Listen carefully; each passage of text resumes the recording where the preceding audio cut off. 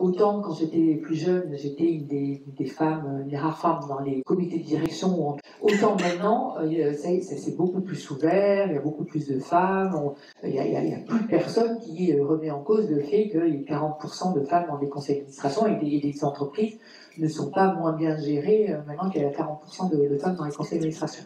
Et donc ça redescend dans les comités de direction et puis ça influe sur toute la chaîne. Et donc je suis rentrée chez Swift et là j'ai découvert une entreprise très différente de celle dans lesquelles j'étais avant, très internationale, extrêmement avec une diversité extraordinaire.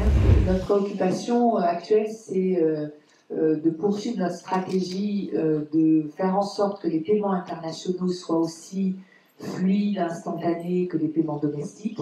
Il faut savoir que les pays du G20 se sont portés sur la question des paiements internationaux parce qu'il y a une corrélation évidente entre la rapidité des paiements remis dans l'économie et la croissance économique d'un pays. Nous, on œuvre sur ces sujets. Mon expérience, finalement, je trouve que ça s'est vraiment amélioré de ce point de vue-là, de la représentativité des femmes.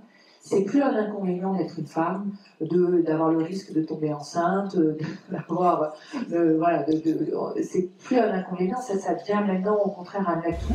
J'en parlais tout à l'heure quand on préparait un peu aussi ensemble cette table ronde.